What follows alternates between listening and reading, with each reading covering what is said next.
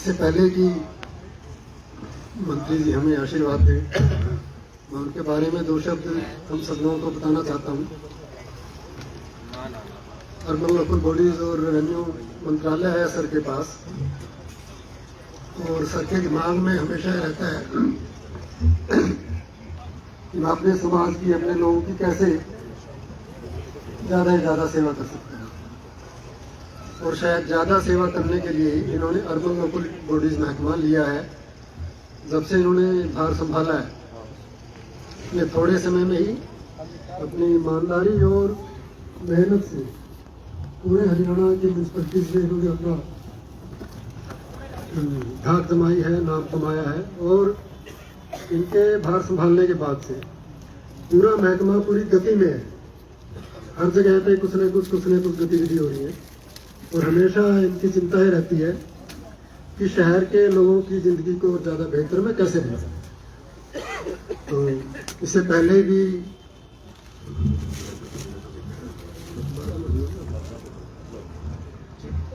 Sir मंत्री रह चुके हैं 2014 से 19 की प्लान में, और इस बार तो बिल्कुल लोगों की ज़िंदगी से जुड़े हुए महकमे, खासतौर से अर्बन लोकल बॉडी सर के पास है।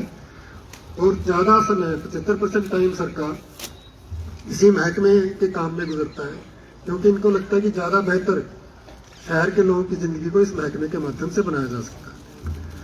तो हम सब खुशकिस्मत हैं कि सर आज अपना बिजी समय में से समय निकाल कर हमारे बीच में आए हैं।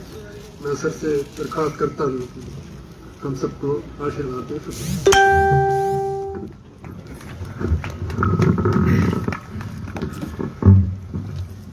अग्र शिरोमणि महाराजा अग्रसेन की। भाई महापुरुष जो है ना किसी एक जाति के नहीं होते। महाराजा अग्रसेन जी ने जो हमें सिद्धांत दिए, जो हमें सेवा का माध्यम बताया कि अपने धनोपार्जन के साथ साथ समाज के अंदर कुछ ना कुछ योगदान जरूर करना चाहिए, उसी का ही आज परिणाम है कि आज यहाँ पर फिजियोथेरेपी सेंटर है या डायलिसिस सेंटर है। इसलिए मैक्सिमम अग्रवाल है, अन्य जाति के लोग भी हैं। तो महाराजा अग्रसेन बहुत बड़ी शख्सियत थे, उसकी जय बोलने में कुछ नहीं घटेगा। कोई बणियों का सौदा नहीं है, ये सबका है। तो अग्र शिरोमणि महाराजा अग्रसेन की, अग्रवा धाम की। तो आज यहाँ पर नरवाना जो पॉलिटिकल दृष्टि से भी बड़ा ऐतिहासिक शहर है। यहाँ पर हमारे retired IAS officer RP Gupta ji, हमारे गुड़गांव के कमिश्नर और नरवाना के बेटे अशोक गर्ग जी, अशोक बंसल जी जो कि पंचकुला के अंदर कार्यरत हैं, shrine board Mansa Devi shrine board देख रहे हैं, मनोहर लाल जी सेक्रेटरी, विनोद कुमार गुप्ता जी, डॉक्टर पुनीत गोयल, धीरज चौधरी जी जो स्पेशल चल के सोनीपत से यहाँ पर आए हैं, और जितने भी राजेश जी हमारे हिसार से चलकर आए हैं, और जितने भी जो इस क्षेत्र के गणमान्य व्यक्तित्व, सभी का मैं बहुत बहुत स्वागत, बहुत बहुत अभिनंदन करता हूँ। और जिस तरीके की चिंता यहाँ के लोगों ने, चाहे वो सर्विसेज में है चाहे बिजनेस में है, यहाँ के लोगों को लेकर, देखिए गुड़गांव के अंदर चले गए, आज यहाँ से पढ़ लिख कर जॉब के अंदर पंचकुला में ऐसे ऐसे शहरों पे हैं, वहाँ सब प्रॉब्लम का तो सोचना भी नहीं पड़ता कि कोई किसी को डायलिसिस की दिक्कत होगी, कोई फिजियोथेरेपी की दिक्कत होगी। लेकिन ये सभी लोग अपने रूट से जुड़े हुए हैं, और इन्होंने चिंता की कि जहां हम पैदा हुए थे वहां आज किस किस चीज की जरूरत है, वहां रहकर भी अपनी जन्मस्थली का ध्यान रखा। एक बार जोरदार तालियां इन सब लोगों को। तो आज क्योंकि ये फिजियोथेरेपी सेंटर है या डायलिसिस सेंटर है, ये कोई सिर्फ मात्र बिल्डिंग नहीं है। ये जिन लोगों को इसका फायदा पहुंचता है उन लोगों से पूछिए कि कितनी बड़ी सुविधा। किसी को कोई पेन हो, कमर में पेन हो, घुटनों में पेन हो, या शरीर के अन्य भाग में कहीं पेन हो, और उसे इलाज कराने के लिए 20, 30, 40 किलोमीटर जाना पड़े, तो उसे कितनी तकलीफ से जूझना पड़ता है। दर्द तो है ही है, लेकिन घंटों का सफर वो और उसको एनहांस करने का काम करता है। और बहुत लेटेस्ट, क्योंकि ये सब पढ़े लिखे लोग हैं, समाज के काम आते हैं, और सरकार की भी नीतियों को आगे बढ़ाने के लिए, नीचे धरातल पर ले जाने के लिए हम सब लोग भी इन्हीं पर डिपेंड रहते हैं। हम नीतियां, विजन तो बनाते हैं, लेकिन ऑफिसर भी उसको इम्प्लीमेंट करते हैं। तो इन्होंने बहुत अच्छा, मैंने देखा एक लेटेस्ट फिजियोथेरेपी सेंटर बनाया। तो ये नहीं कि हम धर्मार्थ बना रहे हैं तो इस तरीके का बना दें। तो ये इस तरीके की सोच जो रखी है, मैं समझता हूँ हर व्यक्ति को, समाज के अंदर जो भी व्यक्ति है उसे जरूर कुछ ना कुछ अपनी जीवन जिंदगी के लिए, कहते हैं ना भाई पेट तो अपना कोई भी भर लेता है, लेकिन दूसरों के बारे में अगर कुछ सोचोगे तभी हमारा मानव जीवन सार्थक है। अदरवाइज तो पशु और हमने क्या कमी है? अगर अपने अपने बारे में सोचेंगे तो उसमें क्या कोई मैं समझता हूँ कोई ज्यादा भेद नहीं है कि पशु योनि में जन्म ले जाए मानव जीवन में।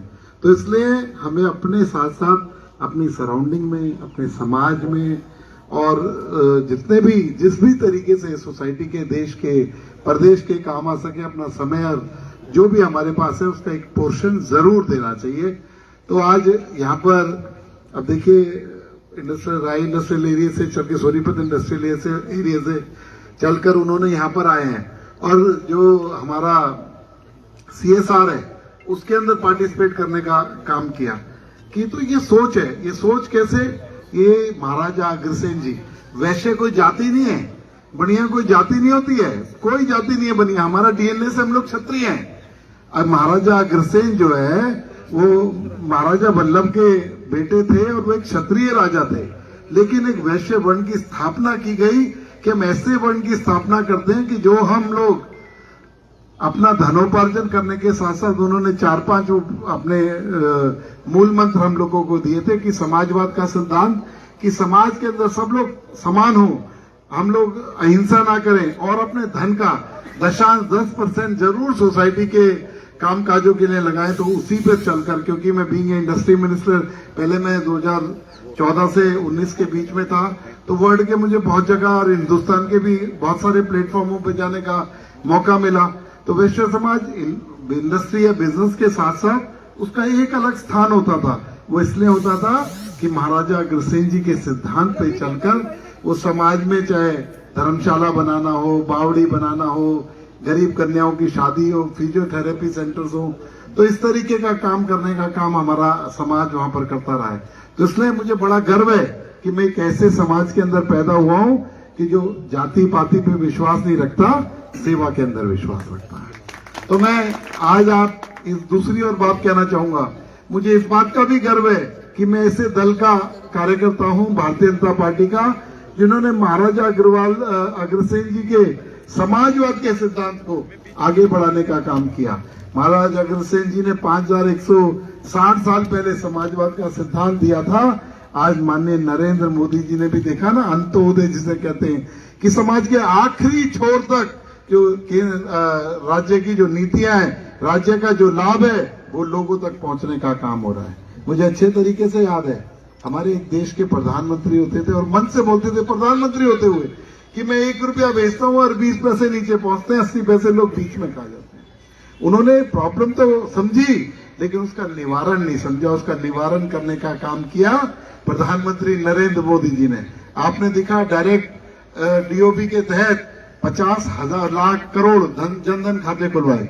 जब शुरू में जनधन खाते खुल रहे थे, सब कह रहे थे यार क्या हो गया, जो देश का प्रधानमंत्री सबके खाते खुलवाए जा रहा है। लेकिन आज उसका फायदा दिख रहा है ना, कि बिचौलियों को खत्म करके उस अकाउंट के अंदर डायरेक्ट बेनिफिट पहुंचाने का काम, चाहे किसान हो, चाहे नौजवान हो, चाहे खिलाड़ी हो, सभी को सीधे के सीधे पैसे अकाउंट में पहुंचाने का काम करते हैं।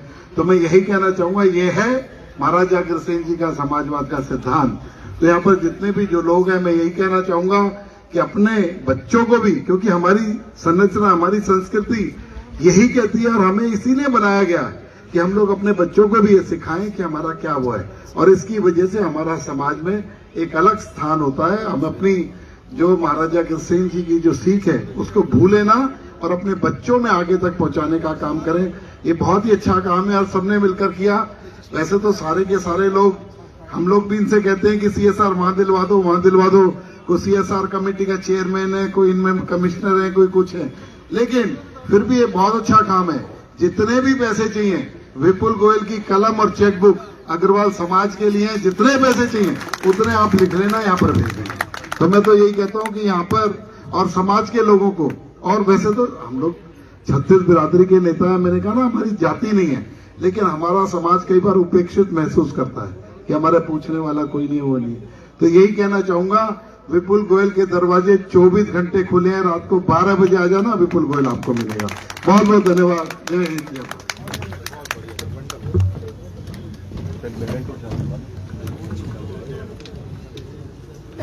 धन्यवाद सर। और जिस तरह से आपने हम सबको खुली ऑफर दी है उसके लिए अग्रवाल वेलफेयर ट्रस्ट आपका धन्यवाद करता है और आपको विश्वास भी दिलाते हैं कि महाराजा अग्रसेन के उस पर चलते हुए कदमों पर चलते हुए अच्छे से काम करेंगे।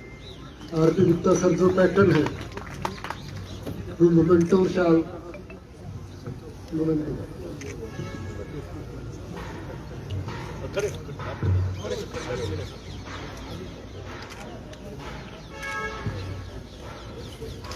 अब मैं रिक्वेस्ट करूंगा रवि मित्तल जी से जो एससी है इरिगेशन में तो वो तो